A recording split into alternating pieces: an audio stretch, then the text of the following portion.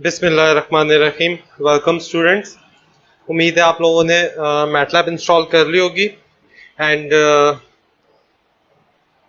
Today in lab 1 we will have a brief review of MATLAB. MATLAB stands for matrix laboratory. MATLAB is a high-performance language for technical computing. It integrates computation, visualization, and programming environment. It has sophisticated data structure, contains built-in editing and debugging tools, and supports object-oriented programming. These factors make MATLAB an excellent tool for teaching and research. We will start from the scalars and vectors. Matrices are basic elements of MATLAB environment. A matrix is a two-dimensional array consisting of m rows and n columns. A scalar is a single value such as 2 or 6. A vector is a special case of matrix. An array of dimension 1 cross n is called a row vector, whereas an array of dimension m into 1 is called a column vector. The elements of vectors in MATLAB are enclosed by a square bracket and are separated by spaces or commas. For example, to enter a row vector v, we can type v is equal to 1, 4, 7, 10, 3. आज lab 1 के अंदर हम MATLAB का review देखेंगे। इससे पहले आप signal and system में मैटलैब को यूज कर चुके हैं। मैटलैब एक एब्रिविएशन है जिसका मतलब है matrix laboratory. High performance language है, टेक्निकल कंप्यूटिंग के लिए यूज होती है और डिजिटल सिग्नल प्रोसेसिंग में हम मैटलैब को ही यूज करेंगे। आपकी सारी लैब्स मैटलैब के ऊपर ही होंगी सिवाय एक दो लैब्स के जो हम डीएसपी किट के ऊपर परफॉर्म करेंगे, डीएसपी प्रोसेसर के ऊपर परफॉर्म करेंगे, जिसके अंदर हमें सी लैंग्वेज यूज करनी है। मैटलैब की स्टार्ट हम करते हैं स्केलर्स एंड वेक्टर्स से। स्केलर एक सिंगल क्वांटिटी है, कोई भी एक नंबर है, जैसे 2 हो गया, 6 हो गया, 3 हो गया, 5 हो गया। स्केलर्स के अलावा मैटलैब मैट्रिक्स के ऊपर काम भी करती है। ज्यादातर काम हम मैट्रिक्स में ही करते हैं। मैट्रिक्स एक अरे है जिसकी डायमेंशन m क्रॉस n हो सकती है। इसमें n कॉलम है और n रोज हैं। सॉरी, m रोज हैं और n कॉलम्स हैं। फॉर एग्जाम्पल, अगर मैं 1 क्रॉस n बना रहा हूं, इसका मतलब है इसमें एक रो है और मल्टीपल कॉलम्स है और n कॉलम्स है। ठीक है। इसी तरह जब मैं m क्रॉस 1 लिखूंगा तो इसका मतलब है मेरे पास मल्टीपल कॉलम्स हैं और एक मल्टीपल रोज हैं और एक ही कॉलम है। ठीक है। m रोज है और n कॉलम है। रोज इनटू कॉलम होता है। याद रखिएगा ये चीज कि जो वेक्टर डायमेंशंस होती हैं वो रोज इनटू कॉलम में ही हमेशा पढ़ी जाती हैं। फॉर एग्जाम्पल, अगर हमने एक वी लिया है, वेक्टर लिया है जो कि एक रो वेक्टर है, इसके अंदर एक ही रो है, आप देख रहे हैं एक ही रो है, तो v इज इक्वल टू, मुझे ये रो वेक्टर मैटलैब के अंदर डिफाइन करना है। तो मैं मैटलैब के अंदर गया, v वेरिएबल का नाम है, इज इक्वल टू, और स्क्वायर ब्रैकेट्स के अंदर हमने मैट्रिसेस डिफाइन करने हैं, जिस तरह 1, 2, 3, 4, 5। जैसे ही मैं एंटर प्रेस करूंगा मेरे पास ये रो वेक्टर आ जाएगा। ठीक है। v इज इक्वल टू 1, 2, 3, 4, 5 आ रहा है और यहाँ आप देख रहे हो वर्क स्पेस के अंदर एक v वेरिएबल डिफाइन हो गया जिसके अंदर वैल्यूज 1, 2, 3, 4, 5 है। इस v को अगर मैं डबल क्लिक करके ओपन करूं तो मेरे पास ये लिखा हुआ आ रहा है 1 क्रॉस 5। ठीक है। 1 रो 5 कॉलम्स और इन 5 कॉलम्स के अंदर जो वैल्यूज हैं वो 1, 2, 3, 4, 5 हैं। ये ऊपर जो 1, 2, 3 लिखे हुए हैं ये कॉलम्स हैं और ये 1, 2, 3, 4, 5 इस साइड जो लिखी हुई हैं ये रोज को रिप्रेजेंट कर रही हैं। तो ये एक कॉलम वेक्टर, रो वेक्टर है जिसके अंदर एक ही रो है और मल्टीपल कॉलम्स हैं। ठीक है। जो आपका मैनुअल है उसके अंदर ये नीचे जो जगह छोड़ी हुई है ये बताएगी कि इसके अंदर आपने क्या लिखना है। ठीक है। जो ऊपर की कमांड है नीचे उसका रिजल्ट क्या आया मैटलैब में, वो रिजल्ट आपने लिखना है। इसी तरह हम लोग कॉलम वेक्टर्स भी डिफाइन कर सकते हैं। नेक्स्ट रो के लिए हम लोग सेमीकोलन का ऑपरेटर यूज करते हैं। ठीक है। जिस तरह अब मुझे इसी को मैं एक और वेरिएबल डिफाइन करता हूं, w इज इक्वल टू 1, 2, 3, 4 और ये 5। जैसे ही मैं एंटर प्रेस करूंगा तो मेरे पास ये 1 2 3 4 5 आएगा। W वेरिएबल मेरे पास वर्क स्पेस में डिफाइन हो गया है। मैं इस W के ऊपर डबल क्लिक करूंगा तो मेरे पास ये 5x1 लिखा हुआ आ रहा है, मींस 5 रोज और एक कॉलम। ऐसे वेक्टर को हम कॉलम वेक्टर कहते हैं जिसके अंदर एक ही कॉलम होता है और मल्टीपल रोज होती हैं। ठीक है, अब ये देख लें 1 1 के अंदर 1 है, 1 2 के अंदर 2 है, 1 3 के अंदर 3 है, 1 4 के अंदर 4 है, 1 5 के अंदर 5 है। ठीक है, या अगर मैं कॉलम इनटू रोज पढ़ूं तो 1 1 2 1 3 1 4 1 और 5 1 डायमेंशंस मेरे पास आ रही हैं। इसी तरह इस कमांड का रिजल्ट मैंने यहाँ नीचे लिख देना है। A row vector is converted to column vector using a transpose operator. हम रो वेक्टर को कॉलम वेक्टर में और कॉलम वेक्टर को रो वेक्टर में कन्वर्ट कर सकते हैं। उसके लिए हमें ट्रांसपोज ऑपरेटर लेना पड़ता है। ठीक है, ट्रांसपोज ऑपरेटर या मैटलैब के अंदर ट्रांसपोज लेने के लिए हम ये फुल ऊपर जो आपके पास नहीं होता एपोस्ट्रोफी वाला जो एपोस्ट्रोफी वाली आपके पास ये आती है, कॉमा आता है एपोस्ट्रोफी वाला, हम इसके थ्रू रो वेक्टर को कॉलम और कॉलम को रो में कन्वर्ट करते हैं, मींस हम ट्रांसपोज लेते हैं। जिस तरह W ट्रांसपोज मेरे पास क्या होगा, आंसर मेरे पास नीचे आ रहा है क्योंकि मैं किसी वेरिएबल में स्टोर नहीं करवा रहा। जिस तरह TW एक वेरिएबल ले लिया मैंने, इसके अंदर में W ट्रांसपोज को सेव करवा रहा हूं। ट्रांसपोज के लिए मैंने ये एपोस्ट्रोफी वाली कॉमा ले लिया है। ठीक है, जैसे ही मैं एंटर करूंगा मेरे पास नीचे TW के अंदर ये वैल्यू स्टोर हो रही है और ये TW के अंदर आप देख रहे हैं। इसी तरह TV ट्रांसपोज ऑफ V लेना है मैंने, इज इक्वल टू V, और ये ट्रांसपोज के लिए मैंने ब्रैकेट लगा दिया है। तो जैसे ही मैं एंटर प्रेस करूंगा मेरे पास TV जो पहले रो वेक्टर था वो अब कॉलम वेक्टर में कन्वर्ट हो गया है। मैंने इसका ट्रांसपोज ले लिया है। ठीक है, V1 is the first element of vector V, V2 is the second element and so forth. Furthermore, to access the blocks of element use MATLAB column notation. For example, to access first three columns of V, we can write this.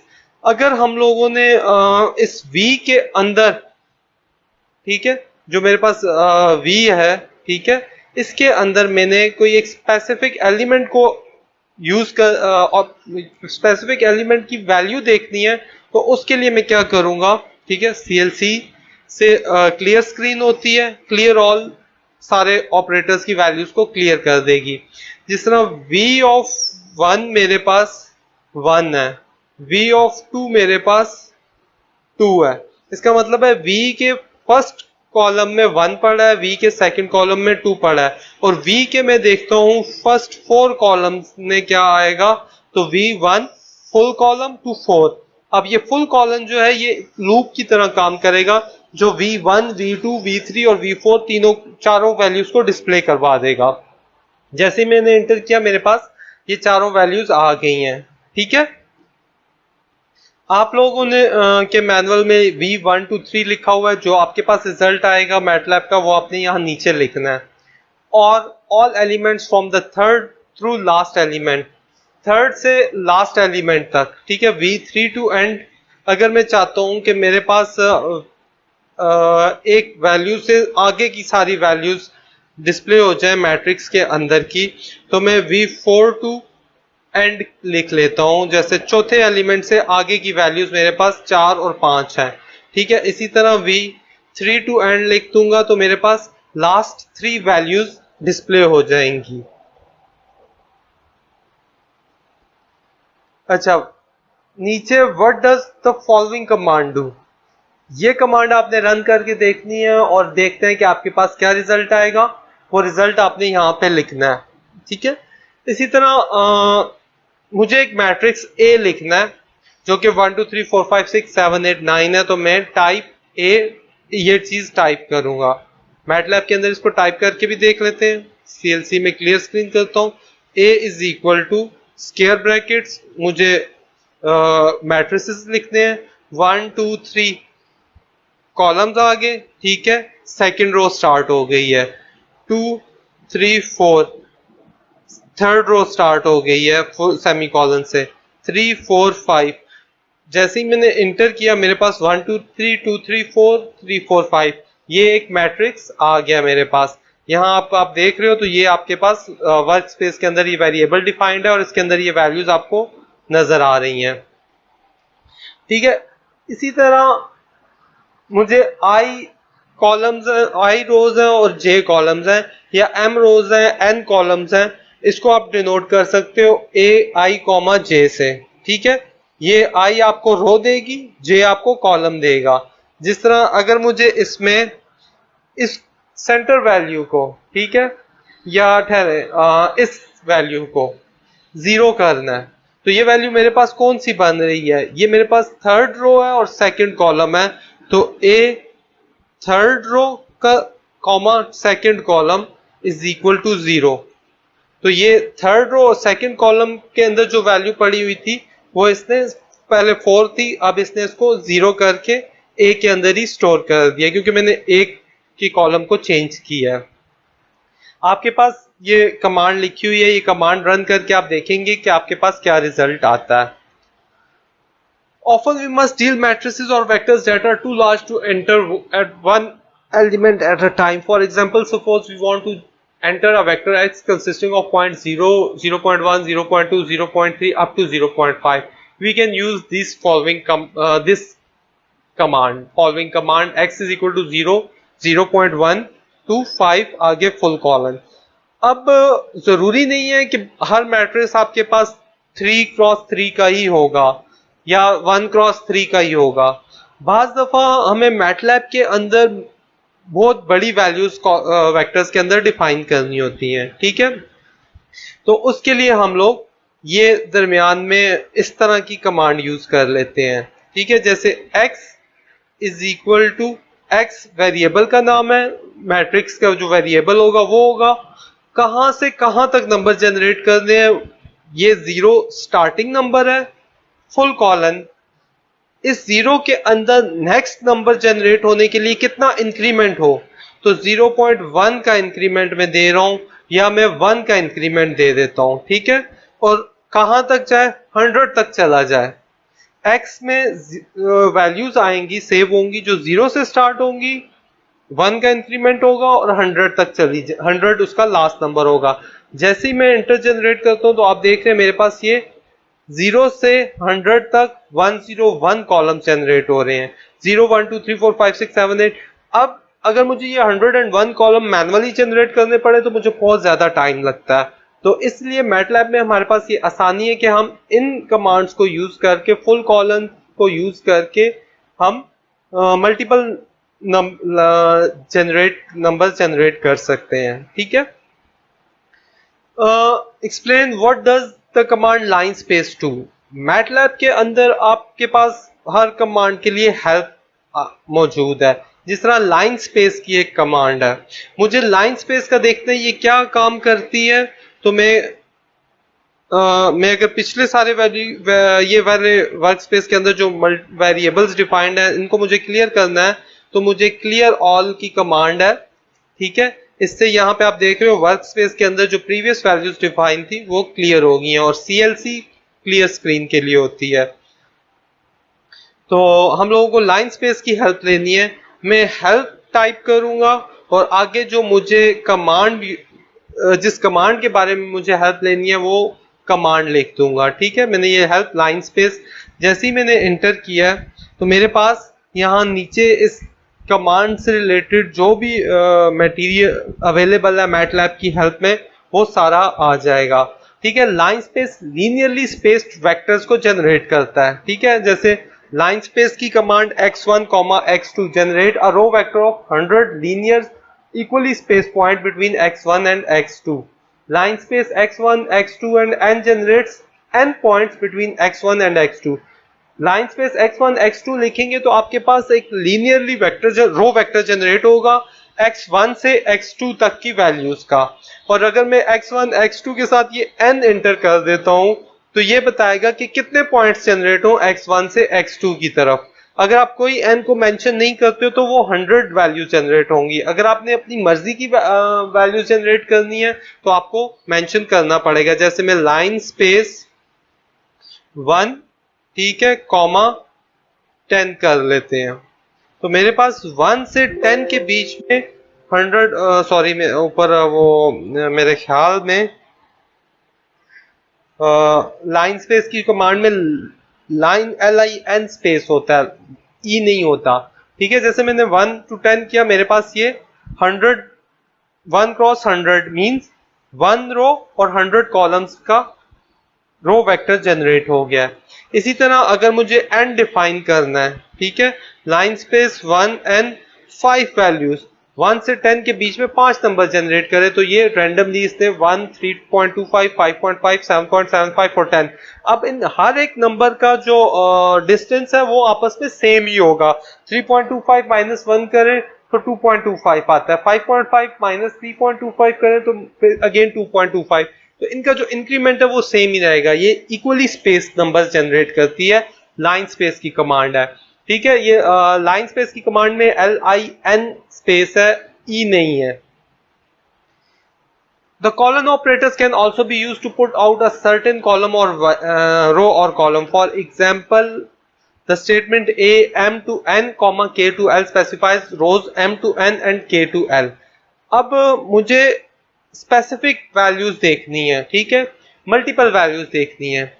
2 comma full कर दिया है, तो इसका मतलब है second row में जितने भी कॉलम की वैल्यूज हैं वो सारी डिस्प्ले हो जाएंगी। ये करके 2 to 3 की है, इसका मतलब है जितनी भी रोज हैं वो सारी रोज के सेकंड और थर्ड कॉलम डिस्प्ले हो जाए। तो ये कमांड आप रन करके देखोगे, आपके पास मैटलैब में आ जाएगा कि इसका रिजल्ट क्या आता है। ठीक है, and what does the following command do.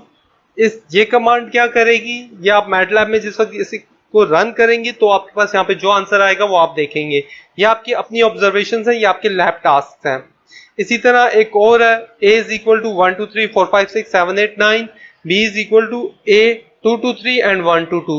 अब b के अंदर क्या वैल्यूज असाइन होंगी, यहाँ पे हमने वो वैल्यूज लिखनी है। ठीक है, b is equal to a 2 of 3 and 1 of 2। क्या करेगा, यहाँ पे जो a का आएगी वैल्यूज आएंगी वो आपके पास यहाँ पे आपने लिखनी है और देखना है कि कैसे हैं। इधर ऑब्जर्वेशन भी लिखनी है आपने कमांड के रिजल्ट के साथ कि ये कौन सी वैल्यूज आई हैं। ठीक है, बी के अंदर ए की सेकंड थर्ड और 1 2 किस तरह से वैल्यूज आ रही है, यहाँ पे आपने इसको मेंशन करना है। इसी तरह किसी भी वेक्टर का हमें साइज फाइंड आउट करना है तो उसके लिए साइज की कमांड है। ठीक है, साइज ऑफ ए लिखेंगे तो मेरे पास ए का साइज आ जाएगा। जैसे मैं एक वेरिएबल डिफाइन कर लेता हूं, a इज इक्वल टू, ठीक है, मैंने ये a इज इक्वल टू ये एक वेक्टर डिफाइन कर लिया जी, 1 2 3 फुल कॉलन 4 5 6 7 8 9 और फिर 1 2 3। ठीक है, जैसे ही मैंने एंटर किया मेरे पास ये रिजल्ट आ गया। अब मुझे इसका साइज फाइंड आउट करना है, तो मैं साइज SIZE साइज ऑफ ए करूंगा तो मेरे पास ए का जो डायमेंशंस हैं या जो साइज ऑफ ए है वो आ जाएगा। इसका मतलब ये है कि इसके अंदर 4 रोज हैं और 3 कॉलम्स हैं। हमेशा रोज इनटू कॉलम होता है, तो 4 रोज और 3 कॉलम मेरे पास आ रहा है। इसी तरह अगर मैं लीनियरली जो स्पेस वेक्टर से रो वेक्टर का करूंगा तो मेरे पास 1 नंबर आएगा। ठीक है, यहाँ पे रो वेक्टर में 1 और आगे जितने कॉलम्स होंगे वो आ जाएंगे। ओके, मैट्रिक्स जनरेटर्स, कुछ हमारे पास फंक्शंस ऐसे हैं जो मुख्तलिफ मैट्रिक्स जनरेट करते हैं। जिस तरह I M cross N returns a matrix M by N with 1 on its main diagonal। I की कमांड हमारे पास डायगोनल वेक्टर्स को जनरेट करने के लिए यूज होती है। जैसे मैं यूज करता हूं I, यहाँ पे मैं कमांड लिखूंगा। ठीक है, मेरे पास ये आ गई हैं जो I के साथ जितने भी मैं वेरिएबल्स यूज कर सकता हूँ। M क्रॉस N चले 3 क्रॉस 3 कर देते हैं, 3 कॉमा 3। तो अब मेरे पास ये 3 क्रॉस 3 का एक डायगोनल वेक्टर जनरेट हो रहा है। इसी तरह I N करेंगे तो एक स्क्वायर आइडेंटिटी मैट्रिक्स जनरेट होगा जो कि स्क्वायर होगा। जीरोस M क्रॉस N एक ऐसा वेक्टर मैट्रिक्स जनरेट करेगा जो m क्रॉस, जिसमें m रोज और n कॉलम्स होंगी और सारी वैल्यूज उसके अंदर जीरोज होंगी। इसी तरह वंस है, 1 का मैट्रिक्स जनरेट करेगा m बाय n का, जिसके अंदर सारे एलिमेंट 1 होंगे। डायगोनल ऑफ ए के डायगोनल में जो एलिमेंट्स हैं उनको एक्सट्रैक्ट करेगा, ए मैट्रिक्स के जो डायगोनल एलिमेंट है वो आपको आउटपुट पे आ जाएंगे। और rand m cross n returns an m by n matrix of random numbers, ये रैंडम नंबर्स का एक मैट्रिक्स जनरेट करेगा जिसके m रोज होंगे और n कॉलम्स होंगे। इसी तरह matrix and array arithmetic operations भी हम मैटलैब में करते हैं, जिसमें हमारे पास प्लस माइनस मल्टीप्लिकेशन पावर के ऑपरेटर्स हैं, ठीक है। a प्लस बी और b plus A is valid of same size है। अगर मैट्रिक्स के साइजेस सेम है तो a plus B plus A equal होगा। a into b valid if a is the number of columns and equals to b number of rows। a multiplication के लिए जो matrix का रूल है उसमें हमें पता है कि number of columns equal to number of rows होनी चाहिए। a के नंबर ऑफ कॉलम्स b के नंबर ऑफ रोज के इक्वल होंगे तो ही हम ये ऑपरेशन परफॉर्म कर देंगे। a power square, a square को हम इस तरह से डिनोट करते हैं, ये कैप का ऑपरेटर यूज होता है। और इसी तरह स्केलर मल्टीप्लिकेशन है, कोई भी स्केलर नंबर अगर आप a से मल्टीप्लाई कर रहे हो तो उसको आप डायरेक्टली मल्टीप्लाई कर सकते हो। इसी तरह ऑपरेशंस की प्रेसिडेंस है, ठीक है। The period character dot distinguish an array operation from a matrix operation, जो डॉट का जो ऑपरेटर है वो स्केलर मल्टीप्लिकेशन के लिए या स्केलर वैल्यूज को डिनोट करने के लिए यूज होता है। जिस तरह मैट्रिक्स में हम ये ऑपरेटर्स यूज करते हैं, अरेज या स्केलर के लिए हम मल्टीप्लिकेशन के साथ डॉट कर देंगे, डॉट स्लैश कर देंगे, डॉट डिवाइड है, डॉट सॉल्यूशन है और डॉट पावर है। इसका मतलब ये है कि अरे के जितने भी एलिमेंट्स हैं वो आपस में मल्टीप्लाई होंगे या डिवाइड होंगे या उनकी पावर आ जाएगी। इसी तरह मैटलैब में प्लॉटिंग फंक्शंस हैं, हम लोगों को ग्राफ्स प्लॉट करने पड़ते हैं। मैटलैब के प्लॉट की कमांड यूज होती है जो कि मैटलैब के मुख्तलिफ ग्राफ्स को प्लॉट करने या मुख्तलिफ वैल्यूज को दूसरी वैल्यूज के अगेंस्ट प्लॉट करने के लिए यूज होते हैं। प्लॉट की कमांड हम जब यूज करते हैं तो प्लॉट का कीवर्ड है PLOT, x1 y1 x2 y2, x1 versus y1 x2 versus y2 up to xn versus yn हमारे पास ग्राफ्स बन जाते हैं, ठीक है।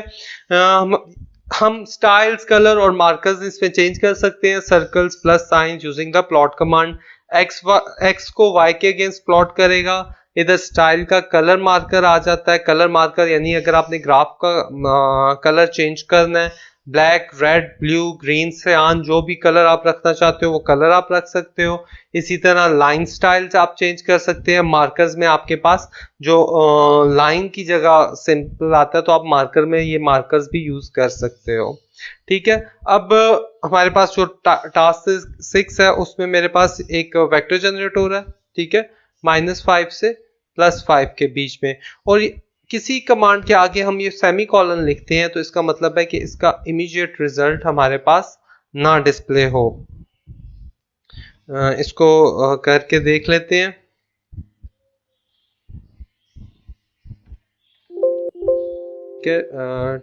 t is equal to 0, t कहां से कहां तक जनरेट हो रहा है, ये इसको मैं डायरेक्ट यहाँ पे लिख लेता हूँ।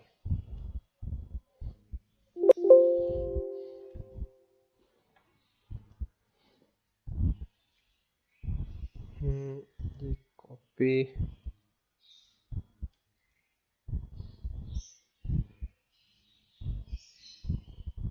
ये आ गया, ठीक है।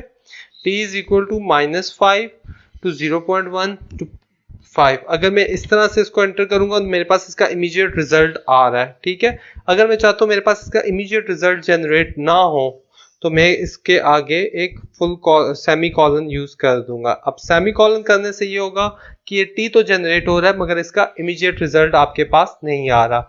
इसके बाद मैंने एक साइन वेव जनरेट की है, ठीक है, 2πt के फंक्शन से। साइन 2πt मेरे पास आ रहा है। जैसे ही मैंने इसको एंटर किया मेरे पास यहाँ पे y में 1001 डबल वैल्यूज जनरेट हो गई हैं। इसी तरह मैं प्लॉट कर लेता हूं अब t और y को। मैंने t को y के अगेंस्ट प्लॉट किया। t मेरे पास x एक्सिस है, y की वैल्यूज मेरे पास y एक्सिस पे आएंगी।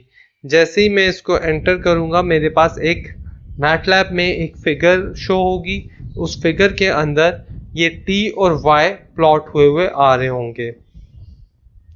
यहाँ पे आप देख रहे हैं ये बिजी है, कैलकुलेट कर रहा है। अब ये मेरे पास इसमें फिगर आ रही है, ठीक है। मेरे पास ये 1000 वैल्यूज प्लॉट हो रही हैं -5 से +5 के बीच में। ये साइन वेव मेरे पास आ रही है, ठीक है। इसी तरह मैं एक और कॉस वेव बना लेता हूँ, ठीक है। इसको मैं बंद करता हूँ। मेरे पास cos 2πt आ रही है। और अब मैं इन साइन वेव और कॉस वेव दोनों को प्लॉट करता हूँ। साइन वेव को मेरे पास जो है वो रेड लाइन के साथ प्लॉट होगी और कॉस वेव जो है वो मेरे पास ब्लैक के साथ प्लॉट होगी। जैसे ही मैंने एंटर की मेरे पास ये आ गई, ठीक है।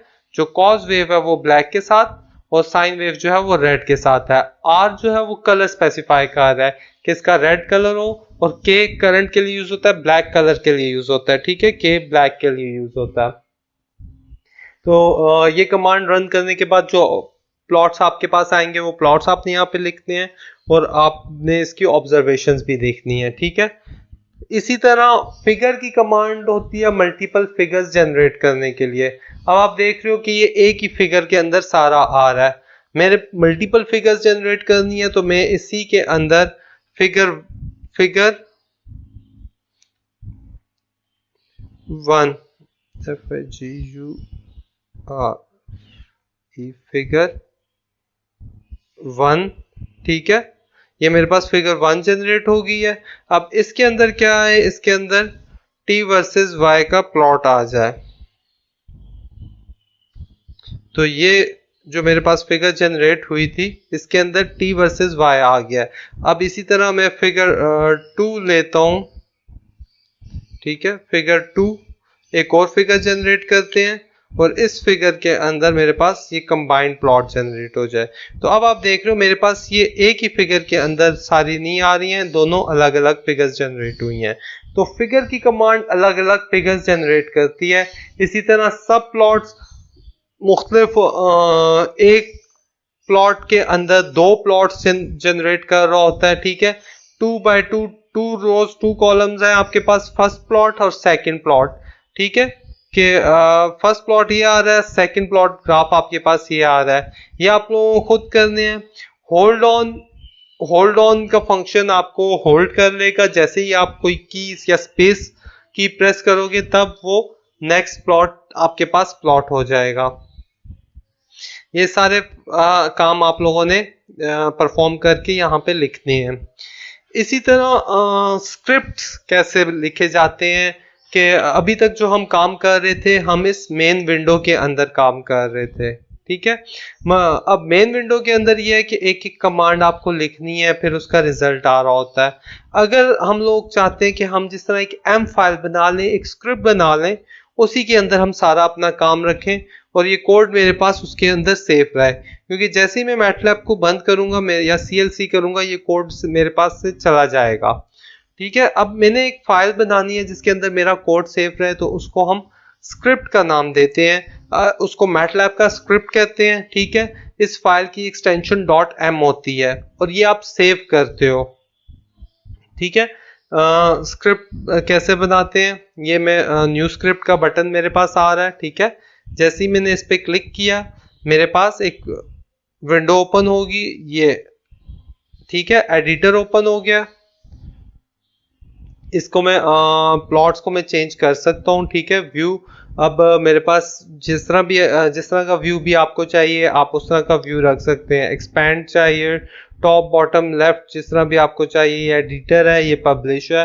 व्यूज आप इस तरह से चेंज कर सकते हैं। और अगर आपको डिफॉल्ट लेआउट चाहिए तो ये मल्टीपल लेआउट्स हैं, ठीक है। मैं जैसे ही डिफॉल्ट करूंगा तो मेरे पास ये डिफॉल्ट लेआउट आ जाएगी। अब ये नीचे कमांड विंडो है, ऊपर मेरे पास एडिटर है, इस एडिटर के अंदर ये स्क्रिप्ट बना हुआ है। इस स्क्रिप्ट को मैं सेव करूंगा, ठीक है। कंट्रोल एस की कमांड आती है, जब आप इसको बंद करेंगे तो आपको से वो खुद भी पूछेगा। जैसे ही मैं कंट्रोल एस दबाऊंगा तो मेरे पास ये बाकी स्क्रिप्ट्स लिखे हुए हैं, काफी सारे स्क्रिप्ट्स लिखे हुए हैं। यहाँ पे ये नाम, स्क्रिप्ट का नाम किससे सेव करें, जिस तरह अनटाइटल्ड वन मेरे पास ऑलरेडी सेव है, अनटाइटल्ड XYZ के नाम से हम इसको सेव कर लेते हैं, ठीक है। तो ये स्क्रिप्ट का नाम आ गया, ये ऊपर उसकी लोकेशन आ गई। अब इस स्क्रिप्ट के अंदर आप सारा कोड लिख सकते हो, जो कोड ऊपर मेरे पास ये सारा कोड आ रहा है, ठीक है। मैंने इसको ये एक स्क्रिप्ट के अंदर लिख दिया,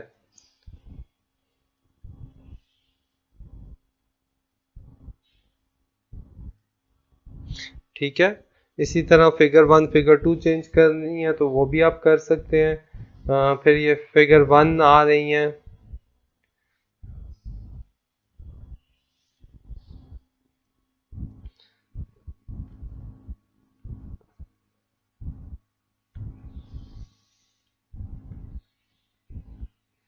ठीक है। ये मेरे पास मैंने सारी फिगर्स होल्ड ऑन का फंक्शन, प्लॉट वाई और होल्ड ऑफ कर दिया।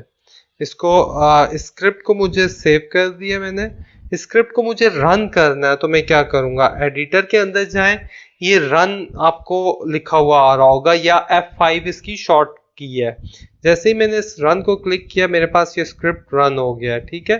अब मेरे पास ये फिगर्स बन रही हैं, ये फिगर 1 आ रही है, ठीक है। फिगर 1 के अंदर मेरे पास वाई स्टेम वाई हो रहा है, ठीक है। और पहले ये वाला वाई प्लॉट हुआ, ठीक है। फिर सब प्लॉट 2 2 वाई को मैंने 2 कर दिया, ठीक है। इसी तरह वाई को मैंने चेंज किया और मैंने होल्ड किया हुआ है, ये आपको नजर आ रहा है, होल्ड आ रहा होगा। जैसे ही मैं इस पे एंटर प्रेस करूंगा इस फिगर के ऊपर,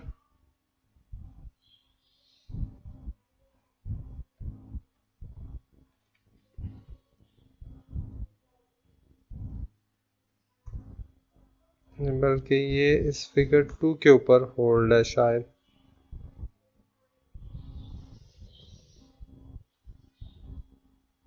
तो ये होल्ड आपके पास नेक्स्ट प्लॉट फिगर 2 प्लॉट हो जाएगी, ठीक है। ये फिगर 1 पुराने ये प्लॉट्स उसको रिप्लेस कर रहे हैं। अगर मैं पुराने प्लॉट्स भी मुझे नेक्स्ट फिगर्स में चाहिए तो मैं यहाँ पे जस्ट फिगर की कमांड फिगर लिख दूंगा तो ये ऑटोमेटिकली फिगर्स को नंबरिंग दे देगा, ठीक है।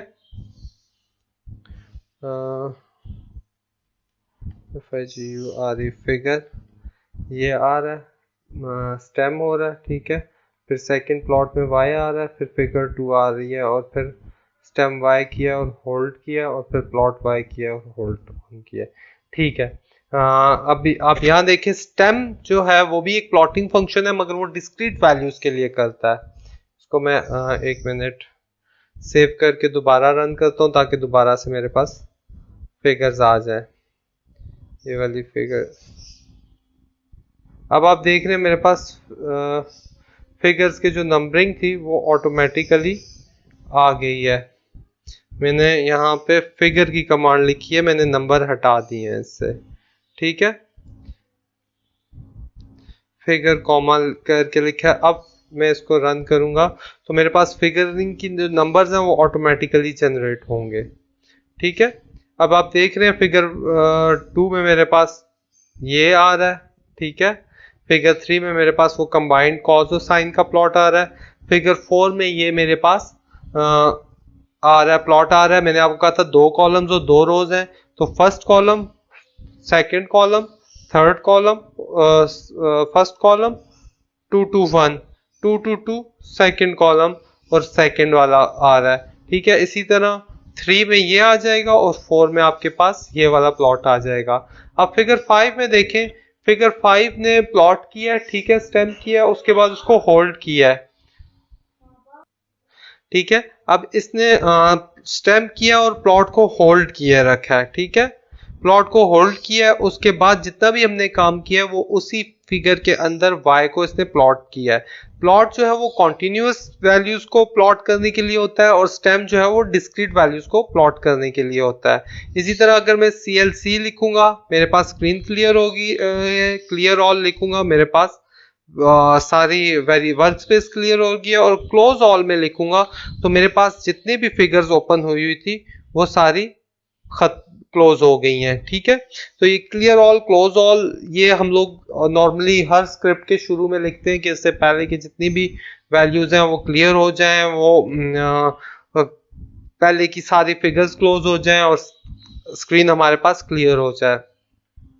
अब इसी तरह आपके ये टास्क है, ठीक है, आपने M फाइल के स्क्रिप्ट लिखने हैं।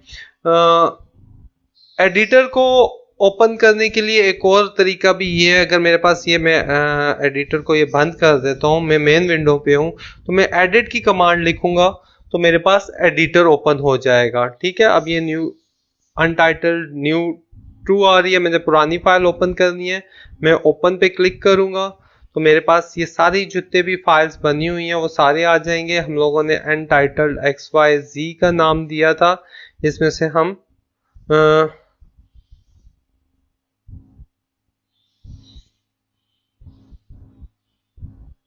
अनटाइटल्ड XYZ जहां भी होगी वो आप ओपन करोगे तो वो वाली फाइल आपके पास ओपन हो जाएगी। ठीक है, ये आ रही है, जैसे ही ओपन किया तो मेरे पास ये अनटाइटल्ड XYZ जो फाइल हमने सेव की थी वो सारी स्क्रिप्ट की फाइल मेरे पास आ रही है। .m से हमेशा सेव करते हैं। ठीक है, अब ये आपका टास्क है, आपको कॉज वेव जनरेट करनी है y1, y2 और y3 डिफरेंट एम्पलीट्यूड्स के साथ। ठीक है, और आपने जो इंटरवल यूज करना है वो x का 0 से 2 पाई के बीच का यूज करना है। ये इंटरवल आप कैसे यूज करेंगे, x इज इक्वल टू, इस इंटरवल का मैं आपको बता देता हूँ, CLC करते हैं। ये इंटरवल हम ऐसे यूज करेंगे कि x इज इक्वल टू 0, ठीक है, 0 से 2 पाई के बीच का इंटरवल है। तो 0 से 2 पाई के बीच में हमें कितनी वैल्यूज जनरेट करनी है, मैं 0.1 का इंक्रीमेंट दे देता हूँ और 2 इंटू, ठीक है, पाई के लिए PI का वर्ड यूज होता है। जैसे ही मैं एंटर करूंगा मेरे पास 63 वैल्यूज जनरेट हो रही हैं 0 से 2 पाई के बीच में। ठीक है, तो ये इंटरवल आप ऐसे यूज करेंगे। ये स्क्रिप्ट क्या है, X label, Y label, legends, X label labelling की कमांड्स होती हैं एक्सेस के ऊपर लेबल देने के लिए, वाई लेबल वाई एक्सिस के ऊपर लेबल देने के लिए लेजेंड्स है। तो यहाँ पे ग्राफ्स के अंदर, प्लॉट्स के अंदर लेजेंड्स डिफाइंड हो जाते हैं। टाइटल ग्राफ को देने के लिए टाइटल की कमांड है, और एक्सिस को फिक्स करने के लिए हमारे पास एक्सिस की कमांड आती है। ठीक है, इसी तरह हम फंक्शंस भी बना सकते हैं। मैटलैब के अंदर हम अपने फंक्शंस भी बना सकते हैं मैटलैब के बिल्ट इन फंक्शंस के अलावा। जिस तरह मुझे एक फंक्शन बनाना है तो उस फंक्शन के लिए मुझे एडिटर ओपन करना है। ठीक है, मैं यहाँ पे CLC लिखता हूँ, एडिट लिखूंगा तो मेरे पास ये एडिटर ओपन हो गया है। मुझे फंक्शन की कीवर्ड है, यहाँ पे मुझे फंक्शन की आउटपुट डिफाइन करनी है, फंक्शन का नेम रखना है और उसको इनपुट डिफाइन करनी है। जिस तरह फंक्शन की आउटपुट आ रही है मेरे पास z में, z is equal to function का नाम, कोई भी नाम लिख लें, जिस तरह थ्री एम्प फंक्शन है, यानी 3 टाइम्स एम्प कर दे, और इनपुट मेरे पास आ रही है x। ठीक है, जैसे ही मैंने एंटर किया मेरे पास अब ये फंक्शन की बॉडी शुरू हो रही है। ठीक है, फंक्शन में मैंने अब आउटपुट मेरे पास z is equal to 3 times of x, यानी 3 मल्टीप्लाई बाय x, ये लिख दिया, और मैंने यहाँ पे एंड का कीवर्ड लिख दिया। तो यहाँ पे एंड का मतलब यह है कि फंक्शन आपका यहाँ एंड हो रहा है। अगर आप एंड ना भी लिखें तो भी कोई प्रॉब्लम नहीं होगी। ठीक है, एंड आपका उसी तरह चलेगा। तो इसको अगर हम सेव करेंगे तो मैटलैब बाय डिफॉल्ट उस फंक्शन का नाम ले लेती है। ठीक है,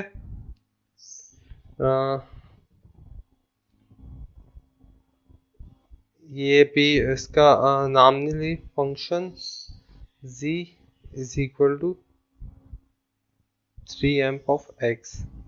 ठीक है, इसको मैं 3 एम्प के नाम से सेव करूंगा। जो फंक्शन का नाम होगा वही हमने फाइल का नाम रखना है। ठीक है, ये मैंने सेव कर दिया। ठीक है, you can save MATLAB will not be able to run the file 3m.m unless you change its name।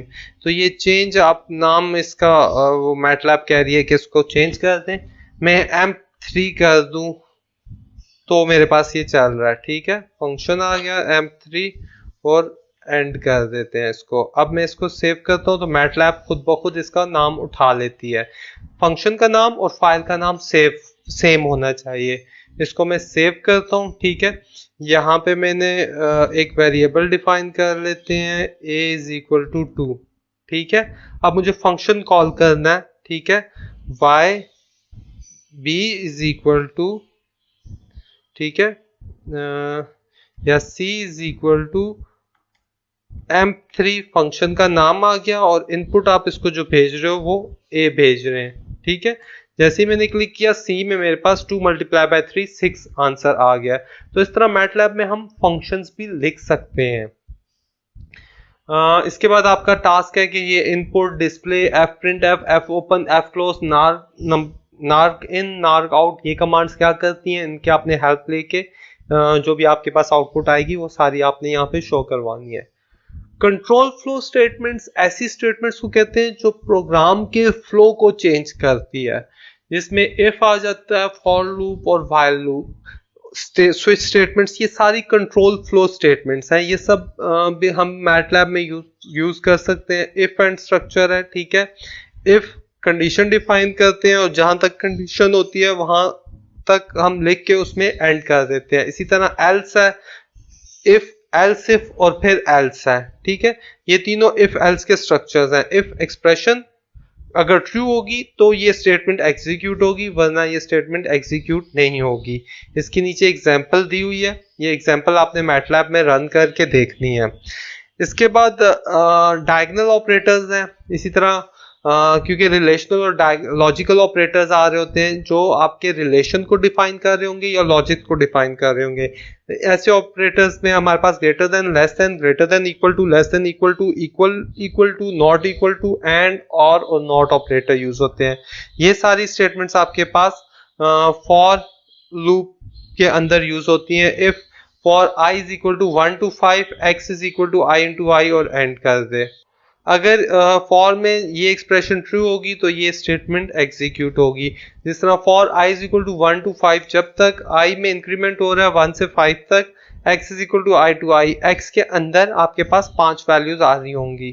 ठीक है, multiple for loops can be nested, हम एक लूप के अंदर मल्टीपल लूप्स लगा सकते हैं। इसी तरह व्हाइल लूप है, जब एक्सप्रेशन व्हाइल में पहले कंडीशन चेक होगी, फिर स्टेटमेंट होगी, फिर end. x is equal to 1 पहले व्हाइल लूप में लगाने के लिए पहले आपको इनिशियलाइजेशन करनी पड़ती है वेरिएबल्स की। ठीक है, इसके बाद ऑपरेटर प्रेसिडेंस है कि आपके पास कौन सा ऑपरेटर सबसे पहले सॉल्व होता है और कौन सा ऑपरेटर सबसे आखिर में सॉल्व होता है। इस चीज को हम ऑपरेटर प्रेसिडेंस का नाम देते हैं। अगर किसी इक्वेशन के अंदर पैरेंथेसिस है तो सबसे पहले पैरेंथेसिस सॉल्व होंगे, उसके बाद ट्रांसपोज पावर और मैट्रिक्स पावर सॉल्व होगी, उसके बाद आपके पास प्लस, माइनस और लॉजिकल नेगेशन आएगी, फिर मल्टीप्लिकेशन है। हर एक के ऑपरेटर की अपनी प्रेसिडेंस है। ठीक है, ये प्रेसिडेंस डिफाइंड है। Write a noise function which generate noise signal of length n with amplitude uniformly distributed in an interval a to b. Your function declared should have 3 inputs: lower limit, upper limit और length। आपने एक noise का function MATLAB के अंदर लिखना है। ठीक है, जो कि नॉइस सिग्नल जनरेट करेगा a और b के यूनिफॉर्मली डिस्ट्रीब्यूटेड नंबर्स के दरमियान। a लोअर लिमिट है, b अपर लिमिट है और n रो वेक्टर है। ठीक है, इसमें आप रैंड का फंक्शन यूज कर सकते हैं क्योंकि नॉइस रैंडम होती है। ठीक है, और ये आपके पास आ रहा है कि आपने ए और बी को कैसे डिफाइन करना है, ये एक हिंट है। ठीक है, a plus B minus A into 0 is equal to a plus B minus A into 1 is equal to b। ये आपके पास एक हिंट है, इस हिंट को यूटिलाइज करना है और रैंड की कमांड यूज करके आपने ये ऊपर वाला फंक्शन इस मैनुअल में कंप्लीट करके मुझे देना है। नेक्स्ट लैब से पहले पहले मुझे आपने ये मैनुअल कंप्लीट करके देना है। और आपका क्वेश्चन होगा कि मैनुअल आप कैसे करेंगे। इन मैनुअल का आप प्रिंट आउट लेंगे, ठीक है। जो लैब टास्क है वो लैब टास्क आप बाय हैंड इस पे लिखोगे। जहाँ ग्राफ्स हैं, ग्राफ्स आप बेशक स्क्रीनशॉट लेके बना लें, ठीक है। मैनुअल्स आपके हैंड रिटन होंगे। उन हैंड रिटन मैनुअल्स की पिक्चर्स आप सेव करके उसका पीडीएफ बना के मुझे सबमिट करेंगे टीम्स के ऊपर ही, ठीक है। तो मैं लैब 1 की असाइनमेंट शो कर दूंगा, वहां पे आपका ये सारा मैनुअल सेव होता रहेगा टीम्स के ऊपर। फिर हम जब हमारी क्लास होगी तो मैं आपको इसका और एक्सप्लेन कर दूंगा कि मैनुअल्स आपने कैसे अपलोड करने हैं। हर हफ्ते की लैब, नेक्स्ट लैब से पहले पहले उस लैब का मैनुअल अपलोड हो जाना चाहिए। लैब मैनुअल के मार्क्स आपको मिलते हैं, आपको पता है कि लैब मैनुअल्स के मार्क्स काउंट करते हैं। आज की लैब में हम लोगों ने मैटलैब का एक रिव्यू देखा है। कुछ लैब टास्क हैं, कुछ कमांड्स मैंने आप लोगों को बताई हैं। ये कमांड्स आपने करनी है, ये मैनुअल आपने कंप्लीट करके मुझे नेक्स्ट लैब से पहले पहले देना है। आज की लैब के लिए इतना ही है। नेक्स्ट टॉपिक के में इंशाल्लाह फिर हम इससे आगे देखेंगे कि हम कैसे बेसिक सिग्नल जनरेशन कर सकते हैं मैटलैब के अंदर। तब तक के लिए अपना ख्याल रखिएगा। अल्लाह हाफिज।